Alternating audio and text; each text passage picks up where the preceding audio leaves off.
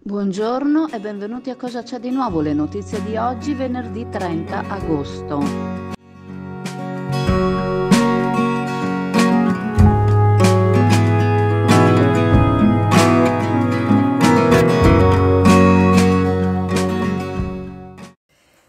Presso una rivendita al dettaglio nella provincia di Vicenza, la Guardia Costiera di Venezia ha sequestrato una notevole quantità di prodotto ittico tra fresco e congelato, privo di etichettatura e delle informazioni obbligatorie riguardanti la tracciabilità.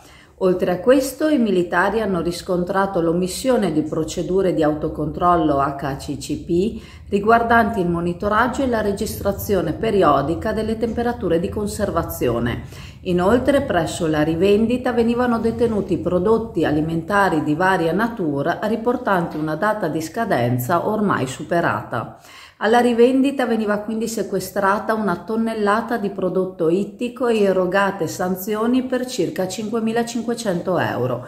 Complimenti rivolti al personale da parte del direttore marittimo di Venezia, il contrammiraglio Filippo Marini, che ha sottolineato le attività di controllo svolte da parte della Guardia Costiera nei confronti della filiera della pesca a 360 gradi, dal controllo sulla tracciabilità alla cattura a metodi e taglie minime, al rispetto dell'ambiente marino e alla tutela della salute dei consumatori.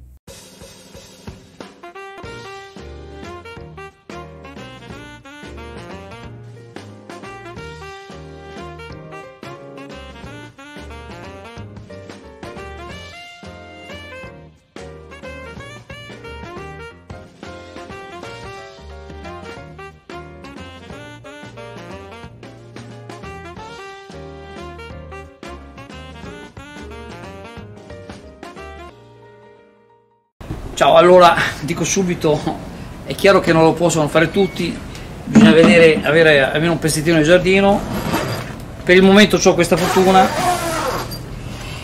Allora, questa qui, c'è la grondaia che viene dentro in pratica, no?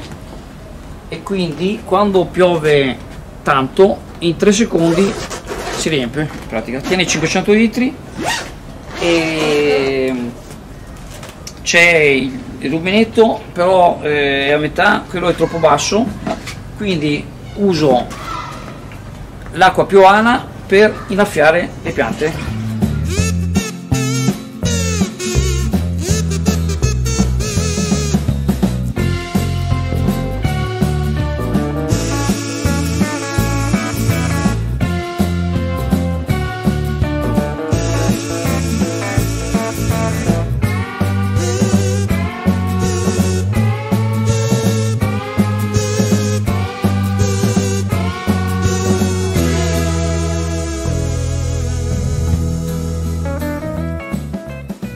Buongiorno, sono Roberto Pincerato, presidente di IODA, il tuo consulente assicurativo. Siamo presenti in Mirano, Chioggia, Orbassano, Torino. Visita il nostro sito www.iodabroker.it. Sulla stampa locale sta rimbalzando il primo bilancio del settore turistico balneare con numeri che non sembrano corrispondere e che non vedono un accordo tra le 2 associazioni principali del settore, Ascot e Gebis. Un notevole calo di turisti, afferma il presidente Ascot Giorgio Bellemo, che si aggira attorno a un circa 20%, dovuto al meteo che non è stato favorevole per i primi mesi della stagione e che ha messo in sofferenza il turismo pendolare. Gebis riporta invece un bilancio parziale positivo con dati in linea alle località balneari della costa veneta e assolutamente non conferma cali in doppia cifra. Cisa Camping conferma invece un leggero incremento riguardante le presenze nei campeggi, incremento che dovrebbe stimolare l'amministrazione a investire nel settore turismo. I lavori sulla strada statale 309 Romea non hanno certo avuto risvolti positivi per la nostra località, ma neppure gli aumenti dei prezzi dei beni di consumo quotidiano che erodono comunque gli stipendi. Nell'incontro che si è tenuto qualche giorno fa a Valle di Chioggia per valutare la viabilità per la prossima estate, lo stesso comandante della polizia locale ha confermato un calo delle presenze, evidenziando il numero di ombrelloni chiusi visibili dalla strada e il minor impatto su via Pascolon a Valli da parte di automobilisti indisciplinati. Le code in ingresso e in uscita non sono state le stesse degli scorsi anni. Le stesse previsioni del meteo, non rispondenti al vero, hanno contribuito nel far giungere meno turismo pendolare in città. Ma a tal proposito non possiamo fare a meno di chiederci se i pendolari siano considerati turisti o meno. A quanto pare la loro mancanza si sente, quindi ricordiamolo quando qualcuno definisce la loro presenza in molti modi, ma non turismo. E siamo nello studio del Servizio Nord-Est 2.0 e vorremmo sapere di che cosa vi occupate. Ci siamo fortemente focalizzati sui bonus edilizi, in particolare sul superbonus, quindi interventi prevalentemente condominiali di efficientamento energetico. Il superbonus esiste ancora, fino al 31/12/2024 l'incentivo è stato ridotto al 70% e fino al 31/12/2025 è stato ridotto al 65%.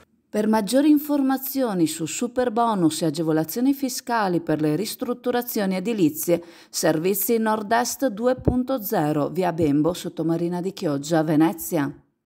Ieri pomeriggio, in Campo della Salute, a Venezia, si è svolta la tradizionale cerimonia di benedizione dei gondolini, un evento che segna l'inizio delle celebrazioni per l'edizione 2024 della regata storica, prevista per domenica 1 settembre.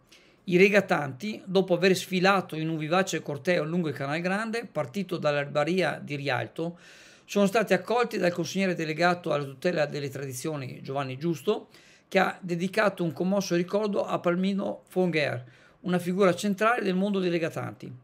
Era una persona straordinaria, un vero artista della voga. La regata storica di domenica sarà un tributo alla sua memoria. In segno di lutto, tutte le imbarcazioni porteranno una fascia nera a poppa. Un minuto di silenzio, seguito da alzaremi, sarà osservato davanti alla macchina. Il consigliere Giusto ha invitato anche il pubblico presente in Campo della Salute a partecipare a questo momento di cordoglio, a cui è seguito un lungo applauso. Giusto ha poi rivolto un pensiero ai giovani partecipanti. Siamo orgogliosi di vedere un ricambio generazionale. I giovanissimi che vediamo oggi in gara sono il futuro della nostra tradizione. L'amministratore unico di Vela SPA, Piero Rosa Salva, ha aggiunto: complimenti a tutti gli atleti, sia chi si è classificato per domenica, sia chi ha lottato senza riuscirci. Voi rappresentate una storia viva, alimentata dalla passione dei veneziani. Attraverso questa competizione vogliamo trasmettere alle nuove generazioni l'amore per una tradizione che non è solo sport, ma un vero e proprio stile di vita.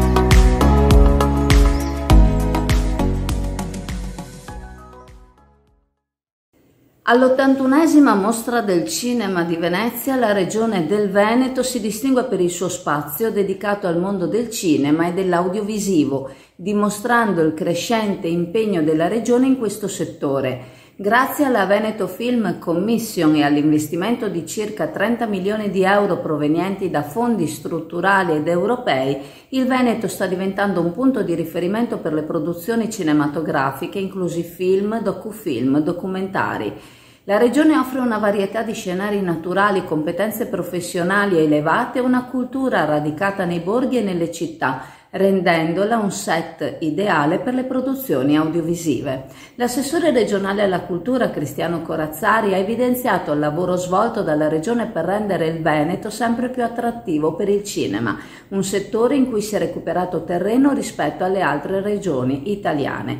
La collaborazione tra istituzioni, imprese locali e associazioni di categoria è vista come fondamentale per consolidare i risultati raggiunti e far crescere ulteriormente il settore. storiche. Durante la mostra lo Spazio del Veneto ospita oltre 70 eventi fino al 7 settembre, tra questi il docufilm Asolo, una casa per Eleonora, dedicato alla celebre attrice Eleonora Duse e al suo legame con la città di Asolo, che rappresenta un esempio della promozione turistica della regione. L'assessore al turismo Federico Canerra ha sottolineato come Asolo, con la sua storia e bellezza, rappresenti perfettamente Blend of Venice, un progetto regionale per un turismo sostenibile e di qualità.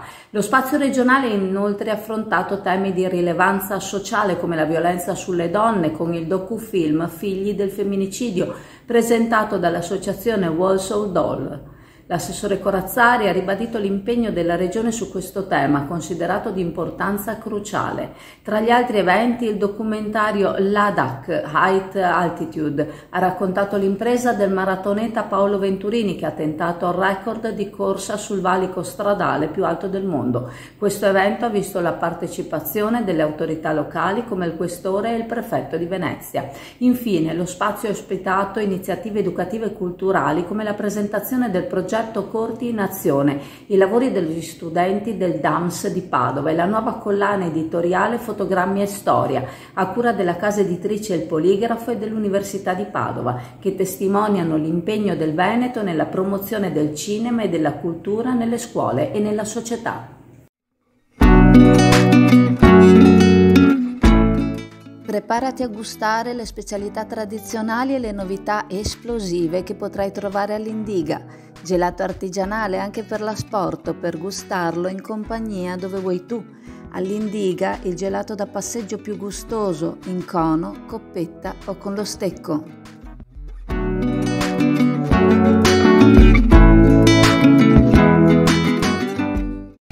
Siamo nell'ambito della Mostra del Cinema di Venezia, 81esima edizione. La Regione Veneto è protagonista con il proprio spazio dedicato a tutte le attività legate al mondo del cinema, dell'audiovisivo, che nascono e sorgono sul territorio del Veneto. Il Veneto è una regione che investe sempre di più in questo settore attraverso la Veneto Film Commission, attraverso dei fondi dedicati alle produzioni per il cinema, l'audiovisivo, per le fiction, i film, i documentari che vengono realizzati nella nostra regione.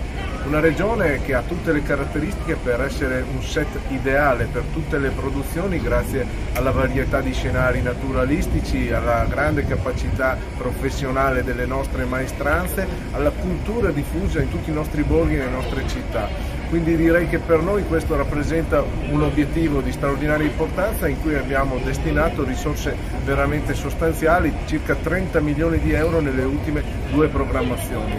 Una sfida che porta crescita al territorio, porta occupazione e porta un valore di promozione unico, perché naturalmente possiamo fare conoscere anche quelle parti e quelle eccellenze della nostra regione che non sono così note e che sono da scoprire.